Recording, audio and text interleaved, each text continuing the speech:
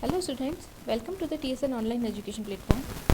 हम पढ़ रहे थे आपकी हिंदी व्याकरण की पुस्तक पंखुड़ी का पाठ 8 यानी शब्द भंडार, जिसे हम वोकैबुलरी भी कहते हैं। इसमें अब तक हमने पर्यायवाची शब्दों के बारे में पढ़ा था। पर्यायवाची शब्द वे शब्द होते हैं जो समान अर्थ प्रकट करते हैं, जिसे सिनोनिम्स भी कहते हैं। अब पढ़ेंगे हम विलोम शब्दों के बारे में, यानी एंटोनिम्स। वे शब्द जो किसी भी शब्द का विपरीत अर्थ प्रकट करते हैं उन्हें विलोम शब्द या विपरीतार्थी शब्द कहते हैं। आपके कुछ उदाहरण दिए हुए हैं जिनमें हम पढ़ेंगे। सबसे पहले है अंतरंग, जिसका अर्थ होता है आंतरिक और इसका पर्यायवाची होगा बहिरंग। इसी प्रकार अंतर्मुखी यानी जो अपने में ही रहता है या लोगों से मिलना जुलना कम पसंद करता है, ऐसे व्यक्ति को अंतर्मुखी कहते हैं। इसी का विपरीत होता है बहिर्मुखी, जो ज़्यादा लोगों से मिलता जुलता है, बातचीत करता है, उसे बहिर्मुखी कहा जाता है। इसी प्रकार अतिवृष्टि यानी जब बहुत ज़्यादा वर्षा हो तो उसे अतिवृष्टि कहते हैं, और इसी प्रकार इसका विपरीत होता है अनावृष्टि यानी जब बिल्कुल भी बारिश न हो। इसी प्रकार अगला शब्द अनुकूल, इसका प्रतिकूल विलोम शब्द है। साथ ही अनाथ का विलोम शब्द होगा सनाथ। अनिवार्य का ऐच्छिक, अनुराग का विराग, अनुज का विलोम अग्रज, अपमान का विलोम होता है सम्मान। अपराधी का विलोम शब्द होगा निरपराधी। अर्वाचीन का प्राचीन। अल्पायु, जिसका विपरीत होगा विलोम शब्द होगा दीर्घायु। आदर का विलोम निरादर। आयात का विलोम निर्यात। आकर्षण का विलोम विकर्षण। कपूत का विलोम सपूत। गुण का विलोम होता है अवगुण। शुभ का अशुभ। श्रद्धा का घृणा। इष्ट का अनिष्ट। उचित का विलोम शब्द होता है अनुचित। उत्कर्ष का विलोम अपकर्ष। उत्तीर्ण का अनुत्तीर्ण। उत्थान यानी ऊपर उठना का विलोम होता है पतन। उष्ण यानी गर्म का शीत। उदार का विलोम शब्द होगा अनुदार। उपकार का अपकार, उपकार कहते हैं भलाई को और अपकार बुराई को। उपस्थित का विलोम अनुपस्थित। एकता का अनेकता। कटु का विलोम होगा मधुर। कटु यानी कड़वा, इसका विलोम होगा मधुर। कुटिल, जिसे टेढ़ा भी कह सकते हैं, इसका विलोम शब्द होगा सरल। कृतज्ञ का कृतज्ञ। कृतज्ञ कहते हैं किसी का उपकार मानने वाला, और कृतज्ञ कहलाता है जो किसी के उपकार या जो भी सहायता अगर कोई करता है तो उसका उपकार नहीं मानने वाला कृतज्ञ कहलाता है। कृत्रिम का विलोम होता है स्वाभाविक या प्राकृतिक। कोमल का कठोर। कीर्ति का विलोम शब्द अपकीर्ति। रक्षक का विलोम भक्षक। वरदान का विलोम शब्द होता है अभिशाप। आहार का निराहार। इच्छा का विलोम अनिच्छा। गद्य का विलोम पद्य होता है। गद्य कहते हैं निबंध कहानी वगैरह को, जबकि पद्य कविताएं गीत वगैरह जो गेय गाने योग्य हैं वे पद्य कहलाते हैं। इसी प्रकार चेतन, जो जागृत है उसे चेतन कहा जाता है, और जो निर्जीव है उन्हें जड़ कहा जाता है। तो चेतन का विलोम जड़।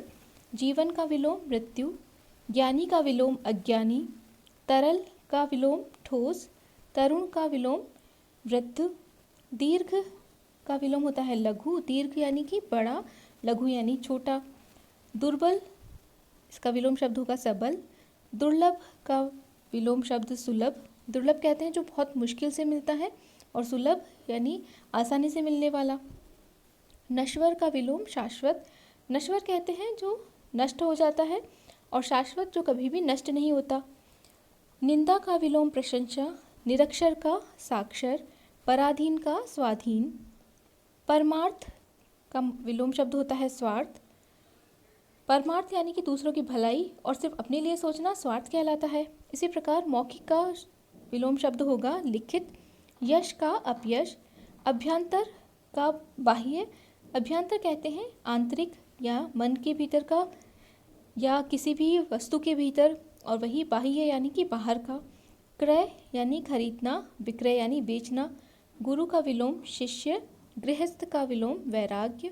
सज्जन का विलोम दुर्जन। इसी प्रकार घात यानी हमला करना का विलोम होता है प्रतिघात। आर्द्र का शुष्क। आर्द्र यानी गीला, शुष्क यानी सूखा। ऐच्छिक का विलोम अनैच्छिक, आलसी का विलोम परिश्रमी, आस्तिक का विलोम नास्तिक। आस्तिक कहते हैं श्रद्धा रखने वाला किसी भगवान के प्रति, किसी धर्म के प्रति, और नास्तिक जो किसी में भी श्रद्धा नहीं रखता, किसी को भी नहीं मानता।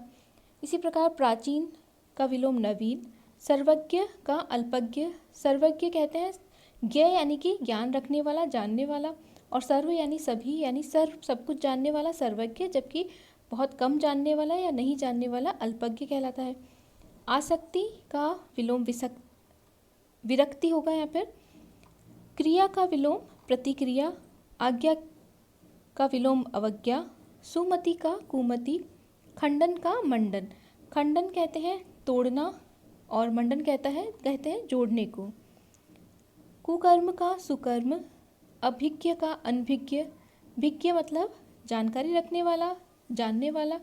अभिज्ञ यानी जो किसी के बारे में जानता हो, अनभिज्ञ यानी कि नहीं जानने वाला। इसी प्रकार विकारी शब्द का विलोम होगा अविकारी। विकारी कहते हैं कोई दोष, जबकि अविकारी यानी कोई भी दोष नहीं होना।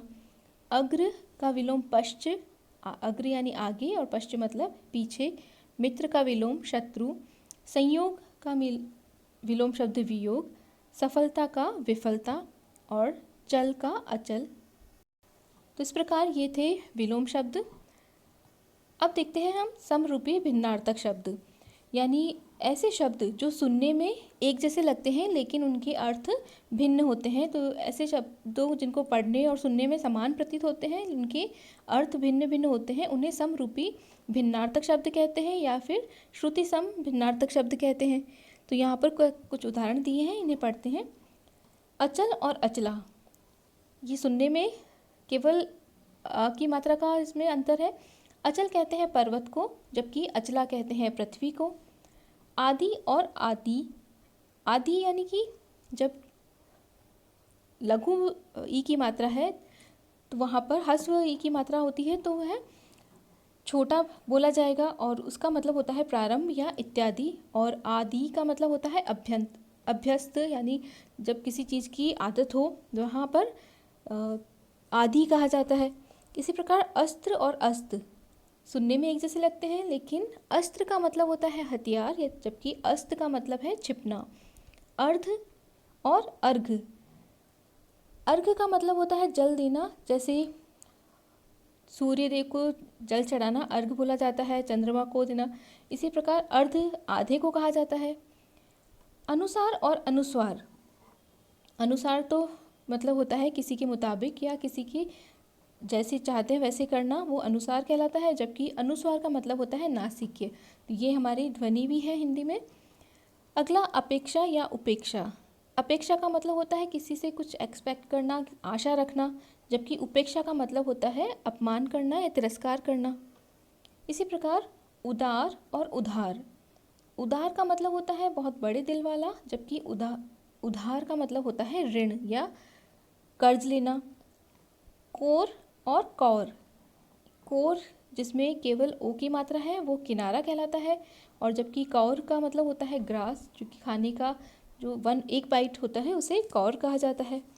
कर्म और क्रम, जिसमें र क के बाद में हलंत के साथ जब र का प्रयोग होता है तो वह कार्य के लिए प्रयोग में लाया जाता है, जबकि क अगर हलंत में है और र पूरा है तो वह कहलाएगा क्रम। इसका मतलब होता है सिलसिला या नंबर वाइज या एक के बाद एक, जब कोई सिलसिला चल रहा हो या कोई लाइन हो या एक के बाद एक काम होते जाए तो उसे क्रम कहा जाता है। इसी प्रकार गुरु और गुर, गुरु का मतलब होता है शिक्षक और गुर मतलब उपाय या कोई गुण के लिए भी इसे बोला जाता है। अगला अवलंब और अविलंब, अवलंब का मतलब होता है सहारा और अविलंब का मतलब होता है शीघ्र बिना देर के। लंब मतलब, विलंब मतलब देर, और अविलंब यानी बिना देर के, शीघ्र ही। अगले हैं शब्द चर्म और चरम। चर्म कहते हैं चमड़ी को और चरम कहते हैं अंतिम। इसी प्रकार आकार और अकर, अकर कहा जाता है खान या माइंस को, जबकि आकार कहते हैं आकृति को, साइज स्ट्रक्चर जो होता है उसे। इसी प्रकार कपट और कपाट, कपट कहते हैं धोखा को, जबकि कपाट दरवाजे के होते हैं, किवाड़ के कहते हैं। अचार और आचार, अचार तो वह है जो आप लोग खाते हैं, वो मसालों से बनता है और लंबे समय तक उसको काम में लिया जा सके, इसलिए उसे अचार कहते हैं, जबकि आचार कहते हैं व्यवहार या आचरण को। इसी प्रकार आसन और आसन्न, आसन तो बैठने की जगह को कहते हैं, जबकि आसन्न का मतलब होता है निकट, यानी जब बिल्कुल पास समय के लिए बताया जाता है उसे आसन्न कहा जाता है। और अगला जो शब्द है जिसमें अधिकतर कन्फ्यूज़न होता है, जैसे और, जब एक ही मात्रा हो, ओ का प्रयोग हो, तो वहाँ पर उसका मतलब होता है तरफ, जबकि औ बोला जाए तो उसका मतलब होता है अथवा या तथा के, या जहाँ पर विकल्प हो वहाँ पर और बोला जाता है। अगला शब्द है कंकाल और कंगाल। कंकाल हड्डियों के ढांचे को कहा जाता है, जबकि कंगाल गरीब को कहा जाता है। इतर और इत्र, इतर का मतलब होता है अन्य, इत्र का मतलब सुगंधित पदार्थ। कली और कली, कली कहते हैं कलयुग को, और कली कहते हैं अधखिला फूल, जो पुष्प बनने से पहले जो पुष्प का रूप होता है उसे कली कहा जाता है। इसी प्रकार केसर और केशर, शेर की गर्दन के बाल को केसर कहा जाता है, जबकि जो सुगंधित एक पदार्थ है, मसाला है, जिसे ज़ाफ़रान भी कहा जाता है, उसे केशर कहते हैं। अगला कृपण और कृपाण, कृपण तो कहते हैं कंजूस को, जबकि कृपाण कहते हैं छोटी तलवार को।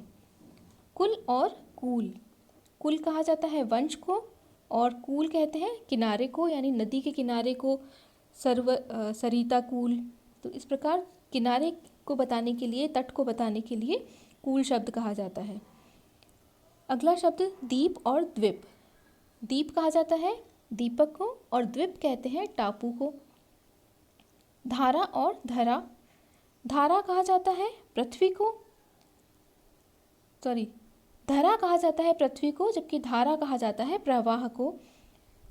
दिशा और दशा, दिशा यानी जो चार दिशाएं हैं, या किसी भी दिशा किस तरफ जाना है उसके बारे में उस दिशा कहते हैं, जबकि दशा कहते हैं स्थिति को, कि बाल्यावस्था है या